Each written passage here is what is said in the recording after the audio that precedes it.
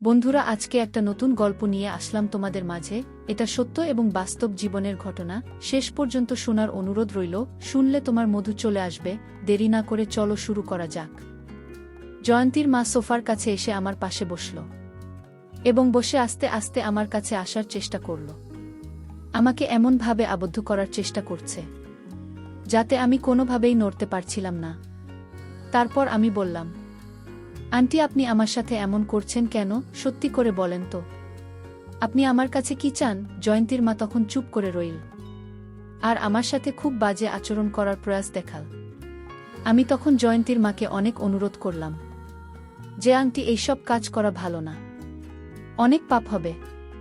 তারপর আন্টি আমাকে বলল, বাবা রমেশ উত্তরাঞ্চল একজন মেরিন ইঞ্জিনিয়ার। সে 6 মাস পর পর বাড়ি আসে। আর আমি তো একজন মানুষ, আমারও তো অনেক কিছুই মন চায়। আমার মনের ভিতর অনেক কষ্ট রমেশ, আমি যে আর পারছি না। বাবা রমেশ, তুই আমাকে একটু শান্তি কর, আমার ধৈর্যের বাঁধ ভেঙে যাচ্ছে। আমি বললাম, না, আংটিটা করা উচিত হবে না। তারপরও আংটি আমাকে জোর করে যা করল তা শুনলে বন্ধুরা তোমাদের মাথা গরম হয়ে যাবে। তাহলে চলুন বন্ধুরা, গল্পটি শুরু করি। গল্পটি শুরু করার আগে বন্ধুরা, তোমাদের নিকট আমার বিশেষ অনুরোধ, দয়া করে তোমরা আমার চ্যানেলটি সাবস্ক্রাইব করে আমাকে সাপোর্ট করবে। হ্যালো বন্ধুরা, আমি রমেশ, আমার বয়স 30। তবে আমি আজকে তোমাদের মধ্যে যে গল্পটা বলবো, তখন আমার বয়স ছিল 18।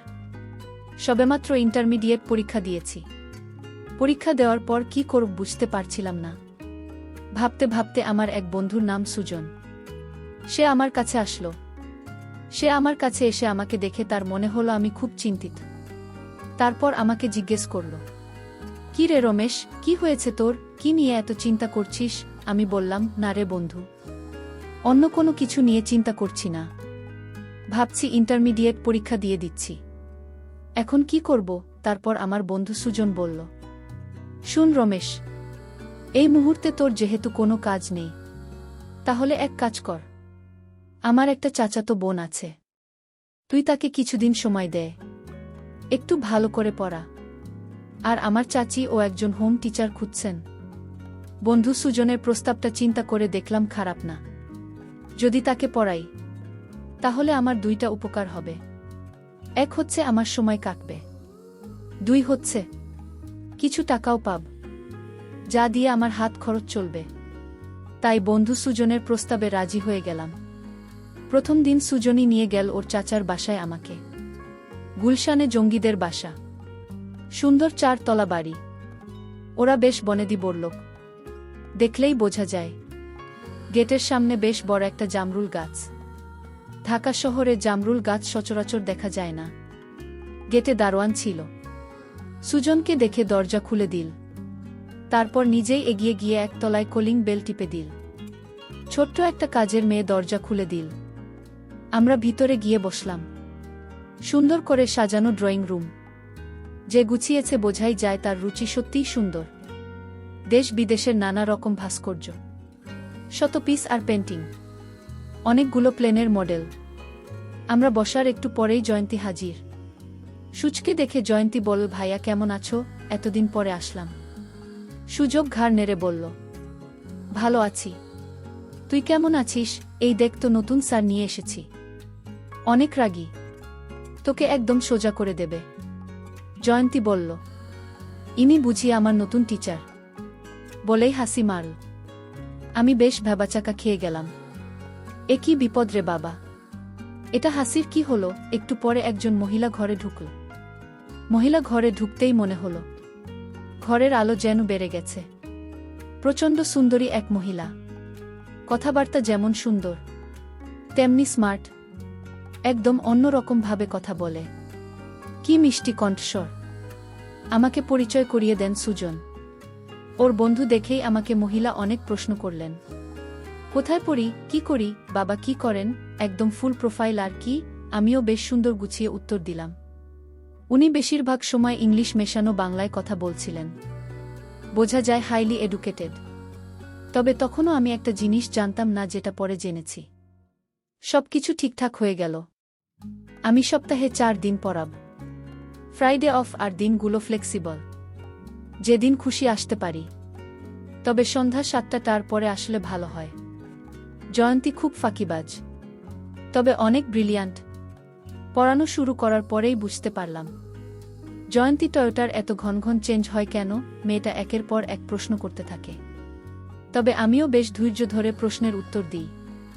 বকাচকা করি না, গল্প করতে চাইলে গল্প করি। 1 ঘন্টা করে পড়ানোর কথা। বেশিরভাগ সময়েই পড়া শেষ করতে করতে 9টা বেজে যায়। রাত বেশি হয়ে গেলে জয়ন্তীর আম্মু না খেয়ে যেতেন না। যেহেতু উনি সুজনের খালা, তাই আমার আন্টি ডাকা উচিত। কিন্তু এত ইয়াং যে উনাকে আন্টি ডাকতে লজ্জা বোধ করছে। উনাকে দেখলে কেউ বলবে না যে ওনার এত বড় একটা মেয়ে আছে, মেরে কেটে উনার বয়স 24 পার করানো যাবে না। কিন্তু যেহেতু ওনার এত বড় একটা মেয়ে আছে, মনে হচ্ছে উনার বয়স 33-34 হবে। আমি ওনাকে কোনোরকম সম্বোধন না করেই কথা বলার চেষ্টা করলাম। এতদিন ধরে জয়ন্তীকে পড়াচ্ছি, এখন ওর বাবাকে দেখলাম না। একদিন ফস করে জিজ্ঞেস করে বসলাম, জয়ন্তী তোমার আব্বুকে তো একদিনও দেখলাম না। উনি বুঝি অনেক রাতে বাসায় ফেরেন? জয়ন্তী সাথে সাথে বই বন্ধ করে বলে, না স্যার, আব্বু তো মেরিন ইঞ্জিনিয়ার, উনাকে ম্যাক্সিমাম সময় জাহাজে থাকতে হয়। তবে আব্বু ছুটি পেলেই চলে আসে। 3-4 মাস পর পর আসেন, মাসখানেক থাকেন, আবার চলে যান। এবার 4 মাস পার হয়ে গেল, তাও আব্বু আসছে না। বলেছে জাহাজ নিয়ে ডেনমার্কে আছে, ওখানে কি একটা ঝামেলা হয়েছে, আসতে আরও মাস 2-1 দেরি হয়ে যাবে। এখন বুঝতে পারলাম জয়ন্তী আমরা সবসময় এত উদাস থাকে কেন। জীবনের বেশিরভাগ সময়টাই মহিলার হয়তো এভাবে একা একা কাটাতে হয়। এরপর থেকে কেন যেন আমি উনাকে একটু সঙ্গ দেওয়ার চেষ্টা করতাম। কখনো 7টার আগে গিয়ে হাজির হয়ে যেতাম। উনি হয়তো তখন টিভি দেখতেন বা ড্রয়িং রুম গোছাতেন। বেশিরভাগ কাজই উনি নিজের হাতে করতেন। জয়ন্তীর আম্মুর নাম ছিল তাসনুভা ফারিন। গল্প করতে করতে উনি অনেক কথাই বলতেন। উনার ছোটবেলার কথা, উনার এক বাইপাইল, উনারা 1 ভাই 1 বোন। তাহলে সুজনের মানাকে হন? আমি আর জিজ্ঞেস করিনি। কথা প্রসঙ্গে উনাকে একদিন জিজ্ঞেস করে ফেললাম, আপনার বাংলাটা খুব অদ্ভুত, আমি এরকম বাংলা আগে শুনিনি। উনি হেসে বললেন, আমি কি খুব খারাপ বাংলা বলি? আমি বললাম, না না, তা হবে কেন, আপনার বাংলা খুব সুন্দর, আপনার ভয়েস অনেক মিষ্টি, কিন্তু আপনার টানটা যেন কেমন অন্যরকম। খুনি হেসে বললেন, কেন, সুজনের মা বুঝি খুব ভালো বাংলা বলেন? আমি বললাম, হ্যাঁ আন্টি তো বেশ ভালো বাংলা বলেন। উনি বললেন, হবে হয়তো, ওর তো অনেক আগে বিয়ে হয়ে গেছে। তাছাড়া ওরা তো মঞ্জিলে থাকতো নাকি? কথা শুনে কেমন যেন খটকা লাগল। মঞ্জিল মানে? আমি আর ঘাটাল আমনা। পরে সুজনকে ধরলাম, এই শালা বলতো ঘটনাটা কি। প্রথমে তো বলতে চাই নাই, পরে একটু একটু করে বলল, আসলে ওরা হচ্ছে নবাবদের একটা ব্র্যান্ড। শুনে তো আমি আতকে উঠলাম। বলে কি শালা, ওর না নাকি 2 বিয়ে করেছিল। বড় ঘরে ছিল জয়ন্তীর মা, আর ছোট ঘরে ছিল সুজনের মা। সুজনের মা আবার ওর মায়ের বড় সন্তান। ফ্যামিলিতে প্রবলেমের কারণে ওরা বড় হয়েছে মঞ্জিলের বাইরে, আর বাকিরা মোটামুটি জয়েন্ট ফ্যামিলির মতো বড় হয়েছে একসাথে। পরে অবশ্য সব ঠিকঠাক হয়ে যায়। ওদের মেন ল্যাঙ্গুয়েজ নাকি উর্দু ছিল। সুজনের না নাকি এখনো উর্দুতে কথা বলে, ভালো বাংলা বলতে পারে না। এসব শুনে তো আমার চক্ষু চড়ক গাছ। বলে কি, যাই হোক, সেদিন থেকে আমি জয়ন্তীর মায়ের সাথে আরও বেশি সময় কাটাতে লাগলাম। জয়ন্তী বেশিরভাগ সময় আত্মীয়দের বাসায় ঘুরতে চলে যেত, কাজেই আমাকে অনেকক্ষণ বসে থাকতে হতো। সেই সময়টা জয়ন্তীর মা অনেক কথা বলতো আমাকে, ঠিক যেন এক বন্ধুর মতো। উনার 16 বছর বয়সে বিয়ে হয়ে যায়, 17 বছর বয়সে বাচ্চা। উনি দুঃখ করে বলেন, ওনার অনেক স্বপ্ন ছিল, অনেক লেখাপড়া করার ইচ্ছা ছিল, সেগুলো কিছুই হয়নি। উনার হাসব্যান্ড বেশিরভাগ সময় সে থাকে। উনাদের মধ্যে একটা দূরত্ব হয়ে গেছে। আমিও যেন বয়সের তুলনায় অনেক বেশি বুঝতে শিখে গিয়েছিলাম। আসলে এত কম বয়সে এত বেশি নারী সঙ্গ পেয়েছি, যে কারণে নারীদেরকে অনেক বেশি বুঝতে শিখে গিয়েছিলাম। মেয়েরা সবসময় একজন ভালো শ্রোতা খোঁজে, যাকে সব বলতে পারে। আর আমি বাজি রেখে বলতে পারি, আমি একজন খুব ভালো শ্রোতা। তখন ব্রিটিশ কাউন্সিলে একটা কোর্স করছি, কাজেই ইংলিশটা প্র্যাকটিস করা প্রয়োজন। জয়ন্তীর মা মাঝে মাঝে ইংলিশে প্রশ্ন করে বসে। আমিও স্টাফ ক্যান্সার করে দিন। আমরা দুজনেই একজন আরেকজনের বন্ধুর মতো হয়ে গেলাম। খুব পছন্দ করতাম। আমার মনে তখনও পাপ ঢোকেনি। কিন্তু হঠাৎ একদিন একটা ছোটখাটো ইনসিডেন্ট হয়ে গেল। বিকালে আমরা বন্ধুরা মিলে রেগুলার ক্রিকেট খেলতাম। সেদিন ক্রিকেট খেলে ঘুম এসে আন্ডারওয়্যার মোজা খুলে অনেকক্ষণ ধরে শাওয়ার নিলাম। এখন জয়ন্তীকে পড়াতে যাব। নতুন আন্ডারওয়্যার খুঁজে দেখি সবগুলো ধুয়ে দেওয়া, এখনও শুকায়নি। কি আর করা, একটা ট্রাউজার আর চপ্পল পরে বেরিয়ে পড়লাম। দরজায় কলিং বেল দিতেই জয়ন্তীর মা দরজা খুলে দিল। যথারীতি কিছুক্ষণ ড্রয়িং রুমে বসে গল্প করছি। গল্পের এক ফাঁকে দেখি জয়ন্তীর মা আমার ট্রাউজারের দিকে চেয়ে আছে। উনার দৃষ্টি অনুসরণ করে দেখি আমি কোনো এক অজানা কারণে একটু স্ফীত হয়ে আছি এবং জয়ন্তীর মা আমার ট্রাউজারটা খুব ভালো করে দেখছে। আমি বেশ অস্বস্তি বোধ করলাম, কিন্তু ব্যাপারটা পাত্তা দিলাম না। জয়ন্তীকে পড়াতে গেলাম। আমি চা কফি কিছু খাই না, তাই জয়ন্তী আম্মু হয় আমাকে বাদাম পেস্তা মেশানো লস্যি পাঠাত, নয়তো ফালুদা। জয়ন্তীর মায়ের হাতের ফালুদা, ওহ অপূর্ব স্বাদ। জয়ন্তী পড়তে পড়তে হঠাৎ বলে, স্যার আমি আসছি, বলেই দৌড়। আমি বুঝলাম তলে যাচ্ছে। আমি বসে বসে পাতা উল্টাচ্ছি। এমন সময় জয়ন্তীর মা ছোট একটা ট্রেন নিয়ে হাজির। তোমার ছাত্রী কই গেল? আমি বললাম আসছি বলে দৌড় দিল। মনে হয় টয়লেটে গেছে। জয়ন্তীর মাত্রা এনেছে, তার মানে মনে হয় ছোট কাজের মেয়েটা অসুস্থ। এই নাও তোমার ফালুদার শরবত। আমি কি মনে করে ওনাকে হেল্প করতে গিয়ে হাত বাড়িয়ে ট্রে ধরতে গিয়ে উল্টে দিলাম গ্লাসটা। নিছক দুর্ঘটনা, কিন্তু গ্লাস উল্টে পড়ল না শাড়ির উপর। উনি লাফিয়ে সরে যেতে গিয়ে গ্লাস ফেলে দিলেন মেঝেতে। ঝনাত করে গ্লাসটা ভাঙল, শেষে বাড়িটাও। জয়ন্তী দৌড়ে আসলো। আমার মুখটা লজ্জায় কাচুমাচু। জয়ন্তীর এসে গেছে। ও দরজার কাছে দাঁড়িয়ে করে হাসছে। জয়ন্তীর মায়ের শাড়িতে লেগেছে। উনি পিছিয়ে গিয়ে বললেন, তোমরা ড্রয়িং রুমে গিয়ে বসো, আমি এটা পরিষ্কার করে দিচ্ছি, দেখো পাকাতে না যেন। আমি আর জয়ন্তী গিয়ে ড্রয়িং রুমে বসলাম। আমার বেশ খারাপ লাগছিল, শরীর বলা উচিত। আমি বললাম, জয়ন্তী তুমি একটু একা একা পড়, আমি তোমার আম্মু কেশরী বলে আসি। আমি ওর আম্মুর রুমের সামনে দাঁড়িয়ে নক করতে যাব। এমন সময় দেখি রুমের দরজা আধখানা খোলা, আর উনি এমন অবস্থায় আছেন যা দেখে আমার চোখ মুছে গেল। আমার সাথে চোকাচোকি হয়ে গেল। আমি যে কি ভীষণ লজ্জা পেলাম। কিন্তু জয়ন্তীর মা বোধহয় লজ্জা পায়নি, বরং একটা ছোট্ট হাসি উপহার দিল। এই হাসিতে কি ছিল জানি না, তবে কেন যেন মনে হয় আমন্ত্রণের হাসি। জয়ন্তীর মার হাসির মধ্যে কেন জানি আমার মনে হচ্ছে অন্যরকম রহস্য লুকিয়ে আছে। জয়ন্তীর মার কাছে আর ক্ষমা চাইতে পারলাম না। আমি লজ্জায় জয়ন্তীর মার কাছ থেকে চলে আসলাম। জয়ন্তীর মা বেশ কিছুক্ষণ পরে সে বলল, তোমাদের রুম পরিষ্কার হয়ে গেছে, চাইলে যেতে পারো। আমি উনার দিকে তাকাবার সাহস পাচ্ছিলাম না। আমি সেদিনের মতো পড়ানো শেষ করে বাসায় চলে আসলাম। পরদিন যাব না করেও কি মনে করে 7টার আগেই হাজির। জয়ন্তীর মা যথারীতি দরজা খুলে দিল। আজকে গেটে দারোয়ানকে দেখলাম না, হয়তো কোনো কাজে পাঠিয়েছে। আজকে জয়ন্তীর মা একটা অফ হোয়াইট শাড়ি পরেছেন, অপূর্ব সুন্দরী লাগছে, যেন সত্যিকারের এক রাজকুমারী। একটু কি সেজেছিল? হ্যাঁ, তাই তো মনে হচ্ছে জয়ন্তীর মাকে আজকে একটু রোম্যান্টিক লাগছে। জয়ন্তীর মা আর অপূর্ব চেহারা, দেখতে অনেক আবেদনময় বটে, হয়তো বয়সের জন্য একটু চর্বি জমেছে। আমি খানিকক্ষণ অপলক দৃষ্টিতে দেখলাম, তারপরে ড্রয়িং রুমে গিয়ে বসলাম। জয়ন্তী বাসায় নেই। ওর মা বলল, আজকেও নানা বাড়ি থাকবে।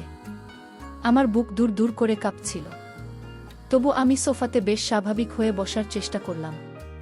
অন্যদিন জয়ন্তীর মা আমার অপোজিটে সোফাতে বসে, আজকে আমার পাশে বসেছে। উনার এখান থেকে হালকা একটা পারফিউমের গন্ধ বাতাসে ভেসে আসছে। আমি আচ্ছন্ন হয়ে যাচ্ছি কোনো এক অজানা নেশাতে। আজ যে কথা বলছো না, কি হয়েছে তোমার? আমি নিজেকে স্বাভাবিক রাখার চেষ্টা করেও পারছি না। জয়ন্তীর মা দিকে চোখ তুলে তাকাতেও পারছি না। দরদর করে ঘামছে। তুমি সুস্থ আছো তো বলে উনি আমার কপালে হাত দিয়ে পরীক্ষা করার চেষ্টা করলেন। সারা শরীরে যেন বজ্রপাত হয়ে গেল। উনি আমাকে খুব ভালো করে পরীক্ষা করে বললেন, এ কি, তোমার তো জ্বর নেই, তাহলে ঘামছে কেন? আমি এবার মুখ তুলে তাকালাম। আমার চোখ হয়তো লাল হয়ে গিয়ে থাকবে। মুখ কান নাক সব দিয়ে আগুন বেরোচ্ছে। আমার হাত কাঁপছে। একই হতে যাচ্ছে। জয়ন্তীর মা টেবিল থেকে টিস্যু নিয়ে আমার ঘাম মুছে দেওয়ার জন্য কাছে এল। একদম কাছে, যেখান থেকে ওনার নিঃশ্বাসের শব্দ শোনা যাচ্ছিল। আমি আস্তে আস্তে পিছু হবার চেষ্টা করলাম। তারপরও কোনো কাজ হলো না। জয়ন্তীর মা সোফার কাছে এসে আস্তে আস্তে আমার পাশে বসল এবং বসে আস্তে আস্তে আমার কাছে আসার চেষ্টা করল। আমাকে এমনভাবে আবদ্ধ করার চেষ্টা করছে যাতে আমি কোনোভাবেই নড়তে পারছিলাম। তারপর আমি বললাম, আন্টি, আপনি আমার সাথে এমন করছেন কেন? সত্যি করে বলেন তো, আপনি আমার কাছে কি চান? জয়ন্তীর মা তখন চুপ করে রইল আর আমার সাথে খুব বাজে আচরণ করার প্রয়াস দেখাল। আমি তখন জয়ন্তীর মাকে অনেক অনুরোধ করলাম যে, আন্টি, এইসব কাজ করা ভালো না, অনেক পাপ হবে। তারপর আন্টি আমাকে বলল, বাবা রমেশ, উত্তর আঙ্কেল একজন মেরিন ইঞ্জিনিয়ার। সে 6 মাস পর পর বাড়ি আসে। আর আমি তো একজন মানুষ, আমারও তো অনেক কিছুই মন চায়। আমার মনের ভিতর অনেক কষ্ট রমেশ, আমি যে আর পারছি না। বাবা রমেশ, তুই আমাকে একটু শান্তি কর, আমার ধৈর্যের বাঁধ ভেঙে যাচ্ছে। আমি বললাম, না আন্টি, এটা করা উচিত হবে না। তারপরও আন্টি আমাকে জোর করে বাজে কাজ করাতে বাধ্য করেছিল। তারপর আমি যখন কোনোভাবেই রাজি হচ্ছিলাম না, তারপর আন্টি আমাকে বলল, রমেশ, আজকে তুই যদি আমাকে খুশি করতে পারো তাহলেই দেখ, এখানে 50,000 টাকার একটি বান্ডেল আছে। এই সবগুলো টাকাই আমি তোকে দিয়ে দিব। কি বল বন্ধুরা, টাকার লোভ বড়লোক। আর তাছাড়াও আমি তখন মাত্র ইন্টারমিডিয়েট পরীক্ষা দিয়েছে। এই সময় আমার টাকাটা খুবই প্রয়োজন ছিল। তারপর বন্ধুরা টাকার লোভে পড়ে আমি জয়ন্তীর মার সাথে বাজে কাজ করতে রাজি হয়েছিলাম। কি বল বন্ধুরা, যদিও জয়ন্তীর মার বয়স একটু বেশি, তারপরও কি বল বন্ধুরা তোমাদেরকে, উনার এত পাওয়ার যা দেখে আমি সত্যিই বিস্মিত হয়ে গিয়েছিলাম। এরপর থেকে প্রায় জয়ন্তীর মা টাকার লোভ দেখিয়ে আমাকে দিয়ে এই কাজটি করাতো। পরিশেষে আমি তোমাদেরকে বলবো, বন্ধুরা, তোমরা যারা বুকে রেখে বেশি দিন দূরে থাকো, তোমরা তোমাদের স্ত্রীর প্রতি খুব ভালো করে খেয়াল রাখার চেষ্টা করবে। আর তাছাড়াও তোমরা বুকে রেখে দূরে থাকার চেষ্টা কম করবেন, কারণ সর্বদাই স্বামী স্ত্রী একসাথে থাকলে স্বামী স্ত্রীর মধ্যে মহব্বত বাড়ে। তারপর কি আর মতো ঘৃণ্যতম কাজ শয়তান কখনো প্ররোচনা দিতে পারে না। বন্ধুরা, আজকে এই পর্যন্তই। আবারও আসব তোমাদের মধ্যে নতুন কোনো গল্প নিয়ে। গল্পটি যদি তোমাদের ভালো লাগে তাহলে একটি লাইক দাও। প্রতিদিন আমি তোমাদেরকে বাস্তব জীবনের একটা করে নতুন গল্প উপহার দিব।